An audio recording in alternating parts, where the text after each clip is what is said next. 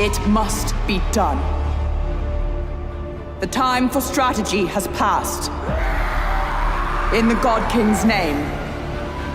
Hi guys, and welcome back to SwitchUp. Hopefully, like me, you're a bit of a Warhammer fan, and I was pleased then to see Age of Sigmar Stormground arrive. They've mixed the strategy up quite a bit, and they've opted to include some roguelite elements along with that tactical turn-based combat that may just be a match made in heaven. Either that or I'm about to give you 40,000 reasons not to purchase this one. A thanks to Focus Home Interactive for the review copy. Are we looking at Thor's Hammer, or maybe MC Hammer's follow-up song? Let's find out.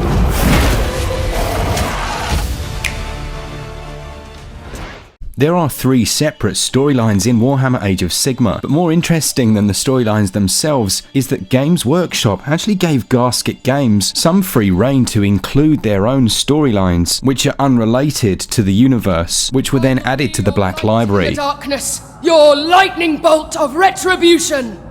Much like Hades, the story is delivered over several runs. It's a nice addition, and obviously something that's worked well with that game, and it definitely made me more keen to get back to find out what happened next. Story chunks are split into numbered segments, and you'll only unlock certain ones depending on how certain missions go and which paths you choose. These can then be played back and are fully narrated with outstanding voice acting, as in all fairness most of the games seem to have. Freed from these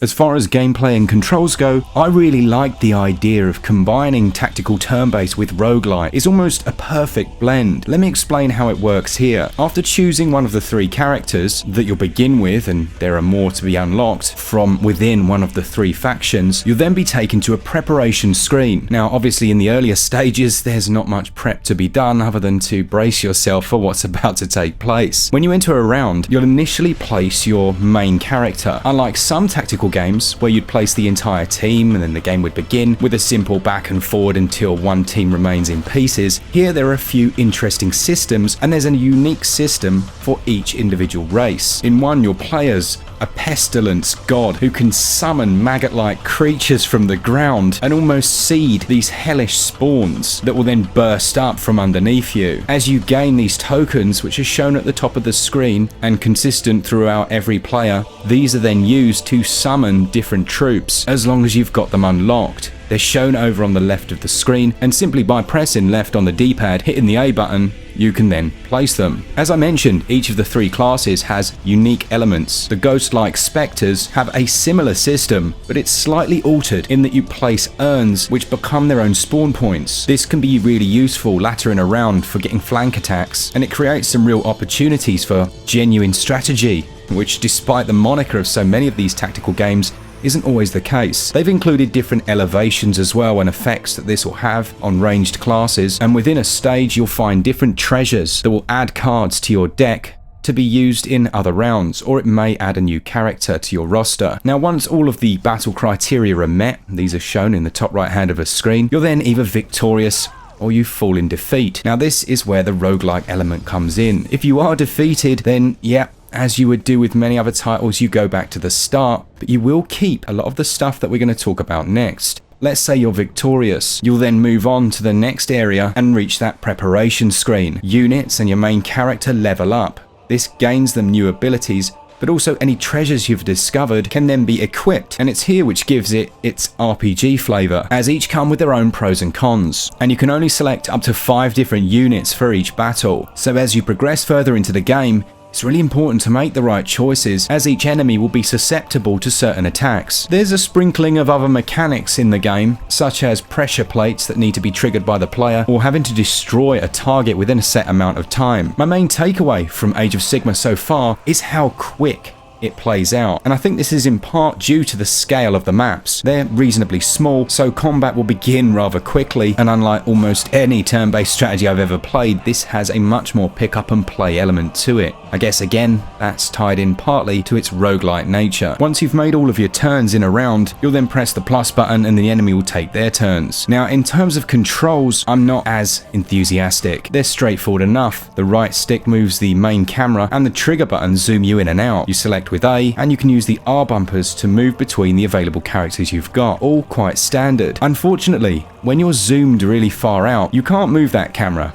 which, while that might sound like it goes without saying, sometimes you won't be able to see what's at the bottom of the screen and you'll have to zoom in close so that you can then move the camera down to see what's down there. There's also no rotation, which is obviously an entirely planned choice, but I'm not convinced it was the right one. And finally, there's the movement speed of that main camera. It's incredibly slow, and there's no option to speed it up, which makes no sense to me whatsoever. And no doubt, you'll play the game for 5 seconds and say, okay, I'm going to quickly change that option. And when you don't find it, if you're anything like me, you'll be completely flabbergasted. It's a very glaring omission. As I said at the start, I like the idea of combining Roguelite with that tactical turn-based combat, and I think it's done reasonably well here. I think each class has its own unique benefits, and the story delivery is both impressive and also quite clever as a gameplay hook. Right now, some of the control choices aren't quite right, and they let down an otherwise very good experience. There are also a few performance issues which we'll go through in the next section. How many times have you heard me say that? Despite its flaws, I really enjoy the gameplay, and that scores 16 out of 20, but the controls really aren't good at the moment on Switch, particularly when it comes to the camera. That scores 13 out of 20. Warhammer Age of Sigmar shines. Stormground can be a beautiful looking game at times. It's not holding native resolution, but it's also not using an anti-aliasing technique that makes it too blurry. When all the stars are aligned, it looks incredible. And that goes for both docked and handheld, but those stars do not stay aligned. Let's look at the performance. At times it can run at 30 FPS, and certainly in the smaller encounters this is the case. However, there are a few stutters that begin to creep in after the first few stages, and when you're playing on a map that's filled with enemies and other effects going off, performance will drop down to around about 20 frames per second, and the camera will chug along and can actually make you feel a little bit sick. It's really disappointing, and once again another example of a Nintendo Switch version not running the way it should. And honestly, like this, it's absolutely not a recommend from me. So I guess in that regard you could stop watching right now. Now, as always, if they patch this up, then I'll be revisiting it, and on some of the stages it's not a problem really, but when you combine it with the jittery camera, the lack of rotation, it would be remiss of me not to mention it. The audio is brilliant. Every character in the game is voice acted.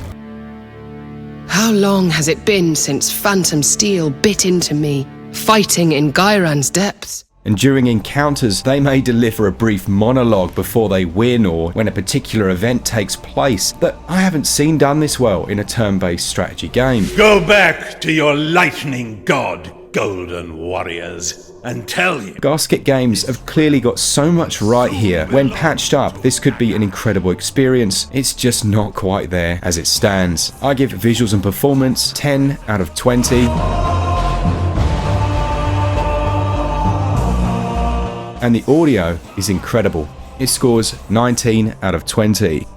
When it comes to roguelites on Switch, generally you're looking at about £15, but Stormground is £35 or your regional equivalent and clocks in at about 3 gigs. It does feel like a premium experience, but there's no way the performance on Switch is premium, and shelling out that amount of cash when that's the case just shouldn't be an option. Had everything been running flawlessly and this was about 30 quid, that would feel fair, but honestly, when you have this side by side by an indie game like Hades, it's difficult to justify the disparity of price and quality in terms of the overall performance. Value for me scores 13 out of 20.